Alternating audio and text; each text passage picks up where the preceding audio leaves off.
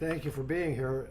Here with me today is Brian Moore, okay, who's chief of our juvenile division, okay, and you probably already know, but Chief Alan Hill, Oakwood Police Department, and also Detective Casey Ballinger, detective who investigated this case with the Oakwood Police Department, okay? So today the Montgomery County Grand Jury has indicted 50-year-old Matthew Curry for 91 counts of voyeurism and taking photos of a minor in states of nudity. 49 counts of illegal use of a minor in nudity-oriented material or performance, 40 counts of voyeurism, and 2 counts of unauthorized use of computer or telecommunications property. Now, in October of 2024, a family member of the defendant found what appeared to be voyeuristic photos and videos on the defendant's phone. She reported the matter to the Oakwood Police Department. An investigation was begun into the matter, and a search warrant was served on the defendant, and his electronic devices were searched. The search revealed the defendant had been stalking a 17-year-old Oakwood High School student. The defendant went to her residence on numerous occasions and surreptitiously photographed and videotaped her in her bedroom, through her windows, including in various states of nudity, obviously all without her knowledge. After the victim graduated and moved to attend college, the defendant continued to return and photograph and videotape females in various states of nudity, including another family member of the original victim and at least one other adult neighbor in Oakwood. Additionally, the defendant had recorded at least one voyeuristic video of female students at Oakwood High School. Now, the defendant is a licensed attorney, most recently employed as an attorney with legal aid until this past summer. In August, the Dayton Daily News named the defendant as a, quote, community gem, end quote, in part for his efforts in founding the Gem City Market. No one, however, is above the law. While he may have provided people in our community with some legal assistance, while he may have been involved with the Gem City Market, his criminal activity was extremely upsetting for an Oakwood High School student and her family and others in the community.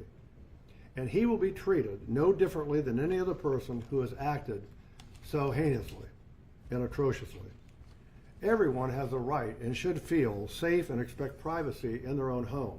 No one should have to worry about having someone sneak around, peek in their windows, and taking photos of them, whether it's at their home, whether at a high school or whatever. And so this defendant certainly shattered the privacy of these innocent victims. The defendant had been residing in Oakwood. Apparently over the recent holiday, the defendant picked up and moved to Michigan. A warrant has been issued for his arrest. And I know that the detective involved in this case, who's been right on top of things, notified the U.S. Marshals, and they will pursue and apprehend him. And he will be returned for prosecution here in Montgomery County. Any questions? I know that Chief will have a few words to say too. Chief? I just want to commend Detective Ballinger for her actions on this case. In her efforts. A 91 count indictment does not happen by accident. There's a tremendous amount of work that goes into preparing a case like this. And I just want to say thank you to her for all her efforts on this case.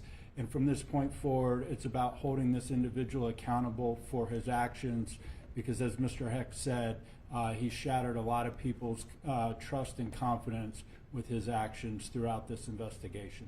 So with that, thank you. Any comment? Okay. Brad? No. Okay.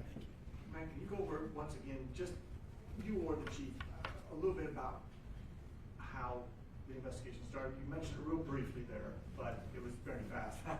I'll let the chief talk about that. Okay? How it got to Oakwood Police Department's attention. Detective Ballinger got involved. Go ahead, Chief. Yeah, we received a call.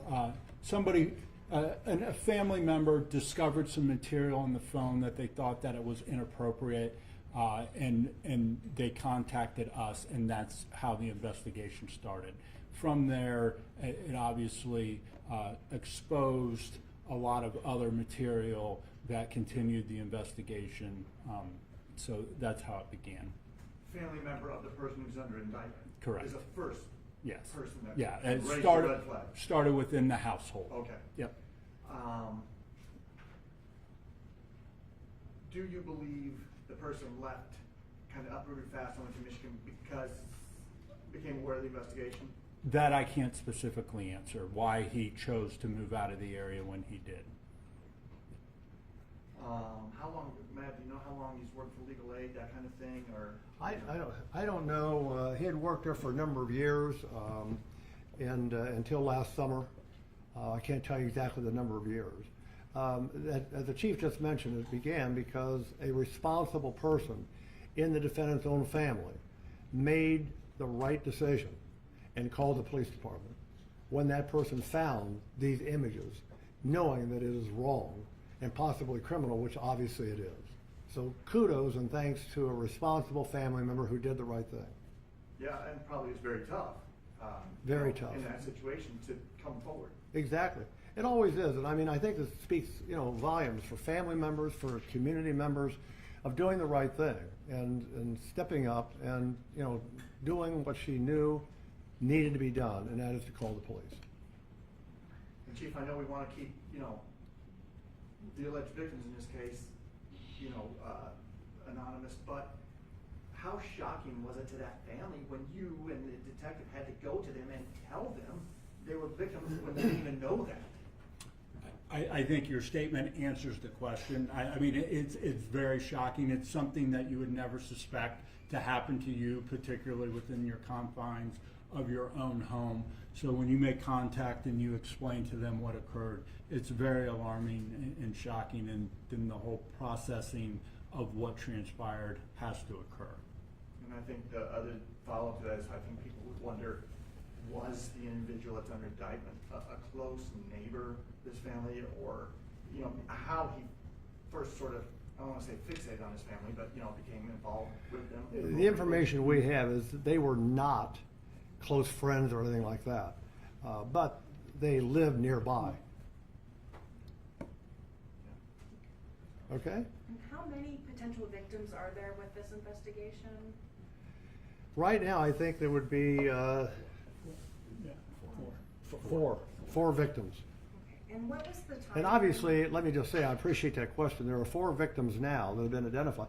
If anyone else feels they've been a victim, we would ask them to call the Oakwood Police Department, Detective Casey Ballinger, okay, who's in charge of this case and who's done a remarkable job on it. But be sure to call her and let her know, because there may be other people out there. And I wonder, what was the time frame of when this was first reported? September of 2024. And at this time, he's not in custody yet? He's not in custody yet. We haven't got any notification, have we yet? Not yet, but it will be soon. At this point, though, you've turned over the search for him to U.S. Marshals. That's correct. We understand, we know the city that he's in Michigan, and the U.S. Marshals have been notified, and they are doing their thing. Anything else? Okay. Thank you. Thank you. Appreciate it. Guys. Got a minute? Yes. You too.